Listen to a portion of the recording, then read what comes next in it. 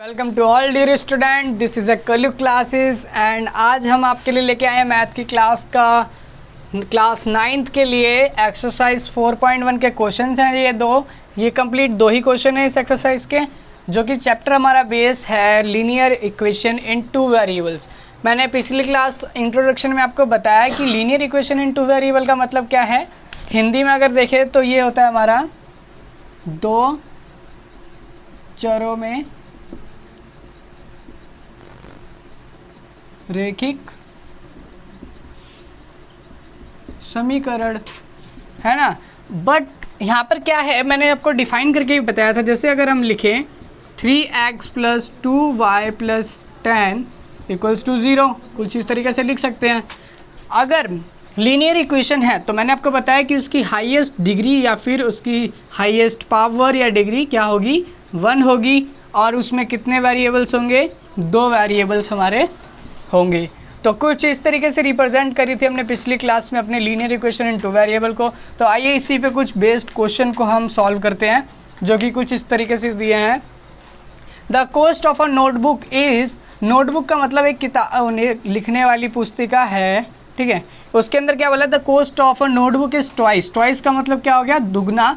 The cost of a pen, यानी कि pen की कीमत से जो नोटबुक की कीमत है वो दुगनी है। Write a linear equation in two variable to represent this statement. जो आपको गिवन इन्फॉर्मेशन है उसके थ्रू आपको एक ऐसी इक्वेशन बनानी है जो कि लीनियर हो और उसमें 2 वेरिएबल्स इंक्लूडेड हो। तो आइए देखते हैं कि ये क्वेश्चन कैसे सॉल्व होगा। तो यहाँ पर क्या करना है आपको, पहले तो जो स्टेटमेंट आपको इन्फॉर्मेशन दी है उसको नोट डाउन कर लीजिए। जैसे the cost of a notebook is x मान सकते हैं इसको। और जो पेन की कॉस्ट है, the cost of a pen is y rupee, कुछ भी मान सकते हैं आप। चाहे तो यहाँ पे वेरिएबल कुछ भी ले सकते हैं, जेड ले सकते हैं यहाँ पे, वाई या जो भी। बट आपके क्या होने चाहिए, मैक्सिमम 2 वेरिएबल्स होने चाहिए। बिकॉज चैप्टर और क्वेश्चन में आपको बताया गया है कि लीनियर इक्वेशन होनी चाहिए इन 2 वेरिएबल्स के अंदर।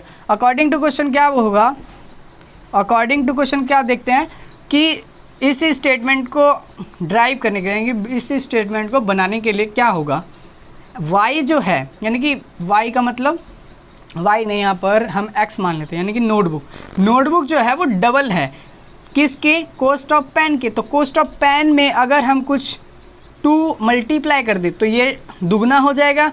यानी कि जो x है, यानी कि x को अगर हम माने 10, जैसे पेन का कॉस्ट है हमारे पास 10, ठीक है, पेन का कॉस्ट 10 है। अगर उसमें हम 2 मल्टीप्लाई करें तो कितना आएगा, 20।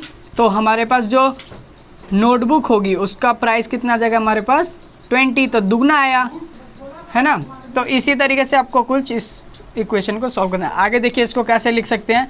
इसको हम लिख सकते हैं ऐसे, x - 2y = 0। बिकॉज ये जो टर्म थी, अगर मैं इसको ऐसे लिख दूं तो ये प्लस का है, इधर जाके माइनस हो जाएगा और इधर 0 आ जाएगा। तो ये थी आपकी कुछ इक्वेशन इस तरीके से। एनसीईआरटी में भी यही है।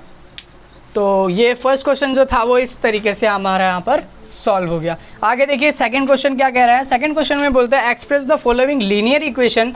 लीनियर इक्वेशन है तो आपको क्या पता है इसके बारे में, किसकी प्रॉपर्टी क्या होगी कि उसकी हाईएस्ट पावर वेरिएबल पे हमारी 1 होगी। तो आगे देखिए इन द फॉर्म ऑफ, ये कुछ फॉर्म दी है। मैंने आपको जब इंट्रोडक्शन कराया तो उसके इस इक्वेशन के बारे में बताया कि जो x और y हमारे क्या हैं, 2 वेरिएबल हैं। और जो a b और c जो टर्म है ये हमारी क्या है, कांस्टेंट टर्म है। और जो ये तीनों है वो कांस्टेंट टर्म क्या होगी, रियल नंबर होगी। और a b कभी भी कोफिशिएंट जो कि किसके हैं, y और x के, तो ये कभी भी 0 नहीं होंगे। तो and indicated the value of a b c in each cases. आपको नीचे दिए गए हैं केसेस, मैंने यहाँ पे थोड़े ही लिखे हैं बिकॉज और जो है वो सिमिलर हैं, मतलब सेम है और कुछ आसान भी हैं। तो आप यहाँ पर देखिए तो ये क्वेश्चन अगर आपने सॉल्व कर लिया तो वो क्वेश्चन कुछ भी नहीं है। तो हमें क्या करना है इस इक्वेशन में, यानी कि इस फॉर्म में हमें कुछ फॉलोइंग्स क्वेश्चन दिए हुए हैं, लीनियर इक्वेशंस हैं। उनमें से आपको क्या करना है, a b और c की वैल्यू को फाइंड करना है। तो आइए देखते हैं कैसे फाइंड होगा। यहाँ पे कुछ मैं करके दिखा देता हूँ। फर्स्ट जो है वो हमें दिया है 2x + 3y = 9.35 पर बार। 5 पर बार का मतलब क्या है, 5 जो है वो बार बार मतलब कि अगेन एंड अगेन रिपीटेड है, ठीक है। तो यहाँ पे 2x का कोफिशिएंट देखिए इस इक्वेशन में क्या दिया है, a, तो यानी कि a की जो वैल्यू होगी वो क्या होगी, x का कोफिशिएंट। तो इसमें देखिए x का कोफिशिएंट क्या है 2, तो a की वैल्यू 2, कुछ इस तरीके से करना है। अब आगे देखिए b की वैल्यू क्या होगी, जो y का कोफिशिएंट होगा, कोफिशिएंट का मतलब गुणांक होगा। तो यहाँ पे y का कोफिशिएंट क्या है 3, जो कि पॉजिटिव है, ये भी ध्यान रखना है आपको। तो यहाँ पर v की वैल्यू 3 हो जाएगी। देन देखिए c क्या है, कांस्टेंट टर्म है, यहाँ पे कोई कांस्टेंट टर्म नहीं है, बट यहाँ पे क्या है, यहाँ पर तो है। तो इसको अगर मैं इक्वल टू के साइन के इधर ले जाऊँ तो ये माइनस का हो जाएगा। तो यहाँ पर c की जो वैल्यू होगी हमारी कितनी आ जाएगी, माइनस की 9.35 बार। ओके, तो फर्स्ट क्वेश्चन कुछ इस तरीके से था। सेकंड देखिए, ये यहाँ पे इसके आंसर्स हो जाएंगे, ठीक है। तो सेकंड क्वेश्चन देखिए क्या है, x minus Y by 5 minus 10 equals to 0।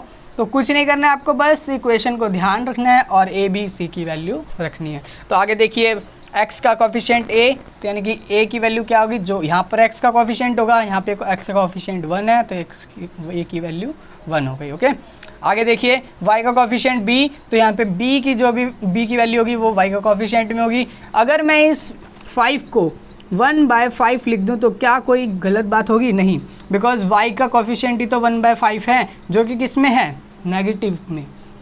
तो इस तरीके से आ गया। और आगे देखिए c की वैल्यू क्या होगी, जो कांस्टेंट टर्म में होगा, तो -10 आपकी c की वैल्यू आ जाएगी। आगे देखिए थर्ड करते हैं इसका।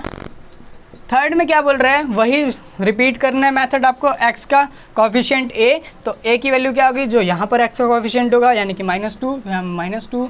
b की वैल्यू क्या हो जाएगी यहाँ पर 3, c की वैल्यू आ जाएगी आपकी -6, बिकॉज ये इधर है और ये इधर पॉजिटिव इंटीजर हो जाएगा, माइनस का इंटीजर हो जाएगा नेगेटिव इंटीजर। ओके, तो ये थर्ड था। आप देखिए यहाँ पे फिफ्थ करके दिखाते हैं। फिफ्थ है कुछ इस तरीके से, यानी कि 2x इक्वल्स टू माइनस का 5y। तो आपको क्या करना है, पहले तो इसको अरेंज करना है, 2x माइनस का 5 इधर आके प्लस का 5y इक्वल्स टू 0 हो जाएगा। कांस्टेंट तो है नहीं, तो यहाँ पे क्या आएगा, a की वैल्यू 2, b की वैल्यू 5 और c की वैल्यू 0। ठीक है, कुछ इस तरीके से एक्सरसाइज है 4.2, वो हम अपने जल्दी ही अपने सेकंड पार्ट में लाएंगे।